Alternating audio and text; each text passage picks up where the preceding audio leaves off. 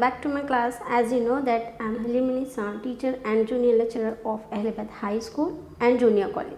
Here in today's class we will discuss about the chapter 11th, that is from Social Studies. Okay, our chapter name is Sustainable Development with Equity. Here the sustainable means the able to maintain. For all that chapters, now in this chapter we will looking at a development again to better understand this topic, that is sustainable development with equity. So that as a measure of development, HDI, that is Human Development Index, is an improvement over GDP and per capita income that we have studies and discussed in our previous classes. So here the GDP is an indicator of the value of goods and services that produced in country, so that the income of the both self-employed and the wage workers in unorganized sector are generally low.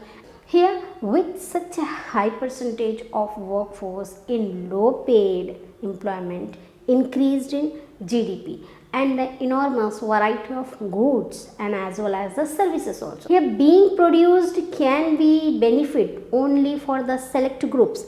People with a high income and wealth are one those who have all the choices in the world to buy and consume, while some enjoy the world-class living standards and comforts, with the vast majority without a people employment and adequate incomes are still deprived.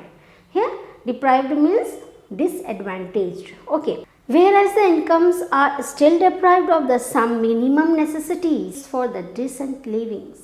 So such inequalities in income and opportunities across the people cannot be the basis for a just society. Here see and observe this pyramid, how it is showing the distribution of households in India based on annual income. After this, see these graphs also that showing the total wealth held by the billionaires and increase in the number of billionaires. Okay, after observing this pyramid and the graphs, the another major criticism on economic development is focused narrowly on GDP springs from its neglect of environment. In various systems that we have seen how the environmental resources have been used up and damaged to an unprecedented extent in the course of the economic growth. Here the deforestation, oil erosion and the low groundwater tables in increasing the pollution, pressure on grazing lands and rising the dependence of fossil fuels and industrial emissions and the use of the chemical fertilizers and pesticides in agriculture and the climate change are some of the important and the urgent environmental issues before us. Here, whereas the industrialization has brought a lot of material comfort, at least to the some, but it has resulted in a world where natural resources are threatened and now even the climate is being disturbed.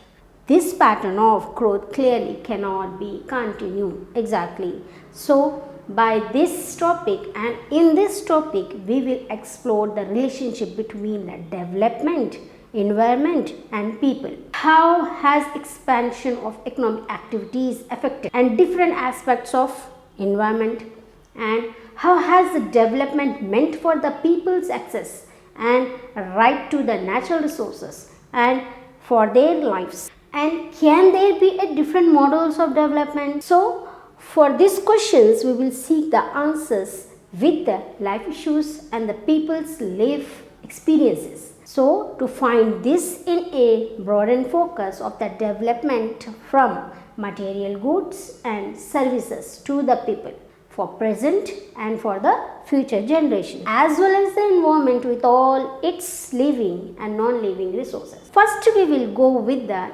environment and development to find the answers for these questions. So, start by recalling the role of the environment in development. Many naturally existing substances like land, water, minerals and the ores, products from the trees and animals are certain to be the production process. And in primary sector activities, agriculture, mining, quarrying and in the manufacturing and energy sector, that production is hugely depend on natural resources. The other sectors of the economy too are dependent on the natural resources in various degrees. Exactly. Here, the potential of an environment to provide these resources is referred to as an environment source function. These functions is depleted as resources are consumed or pollution contaminates the resources. Okay, here the meaning of depleted means the resources are consumed, and here the meaning of the contaminants means polluting substance. Okay, by this the another function that the environment provides is to be observed and the render harmless the waste and the pollution from the various activities. Here the unwanted products of the production and consumption like exhaust gases from the combustion.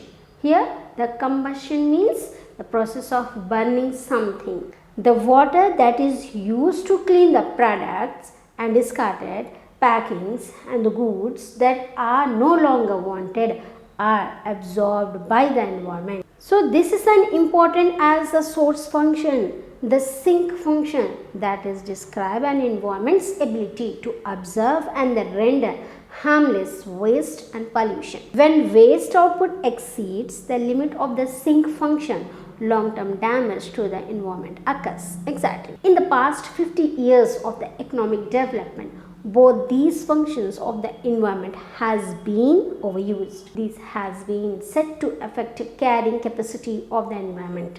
That is, the capacity of environment to support the economic production and consumption in the future. For better understand, we will go with this example. So the example is that as per the traditional practices, the lifting of water was limited to the supplemental irrigation for a small area. For example, with Motabavi, only 2 to 3 acres can be irrigated. Here the agriculture was limited to rainy season and the large areas were rain-fed dry land. Over the time, with the new energy resources, pump sets that work with the petrol, diesel and electricity come into a picture. That impact has to be seen in two phases. Initially, there was a relief from the dull grey, that means dull work. And here the lifting of water became very easy with the pumps.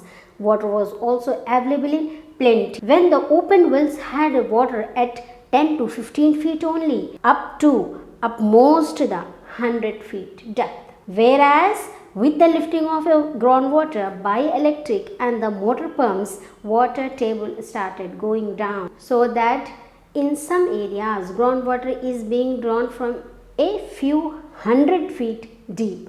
After all, the water has go down to the ground for to lift it up. This is called recharge. The path of water under the ground is through the medium of soil and rocks. If water drawn up is more than what is being recharged, then it is obvious that after some times, then you have to no more groundwater left. After that, the recent data on the status of groundwater resources in India suggests that the groundwater is under serious threat of overuse in many parts of the country. Nearly 1/3 of the country is pumping out more groundwater than that goes into in a recharge system.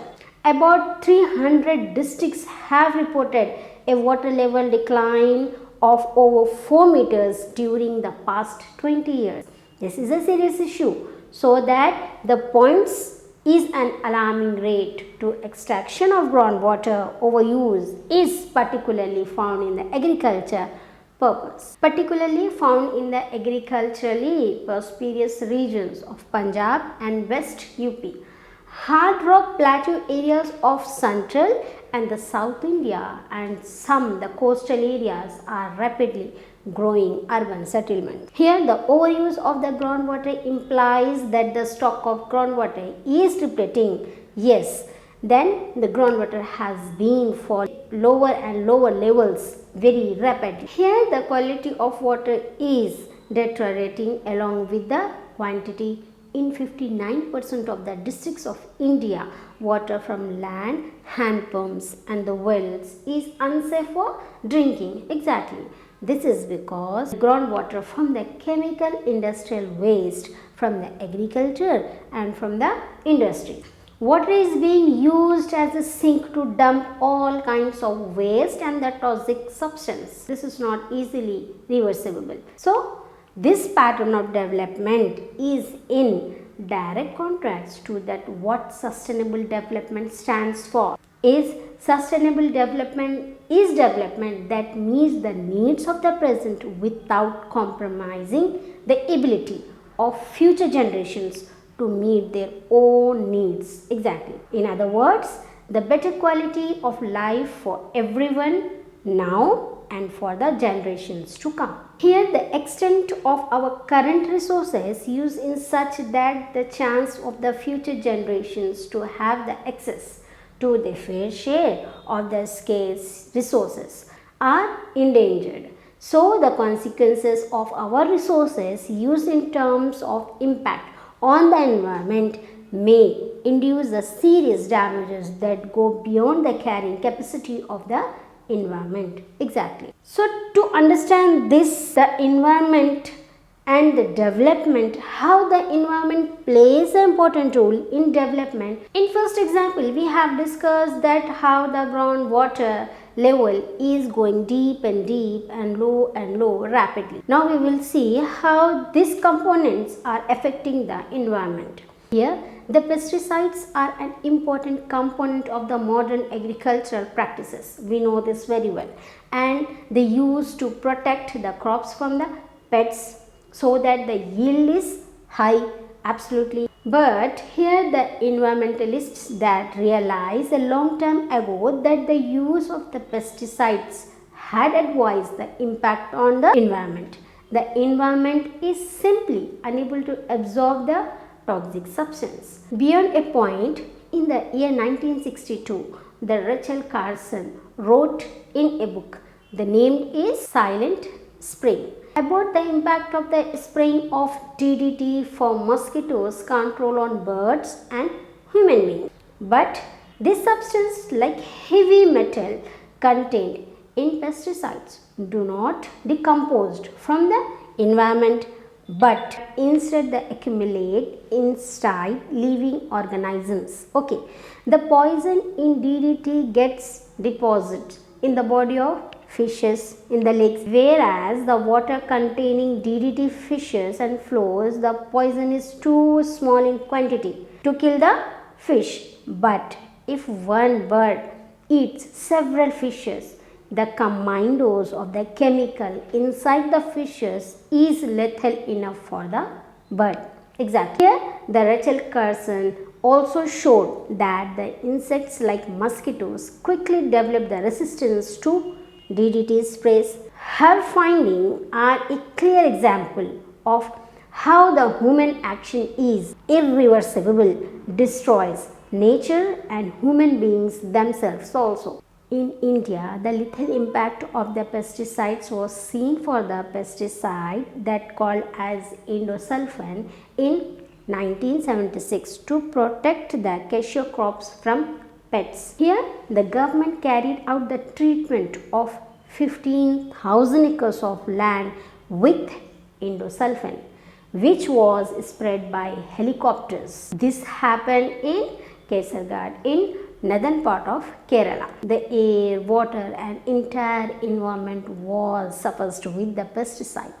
As treatment continued for some 25 years, as a result of the spraying, very serious health problems developed in the local peoples, particularly the agricultural workers. As of now, at least 5,000 people have died, and for countless others, life has become the worse than death, as cancer and the deformities become prevalent. In the recent years, spraying of endosulfan has been banned by the court order, so that there has been a fall in diseases and general increases in well-being. Exactly.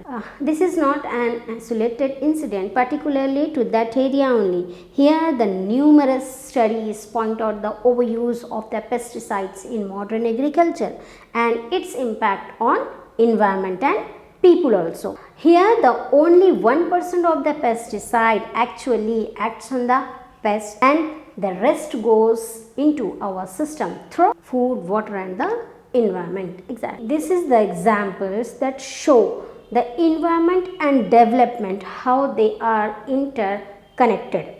After this we will see people's right over the environment.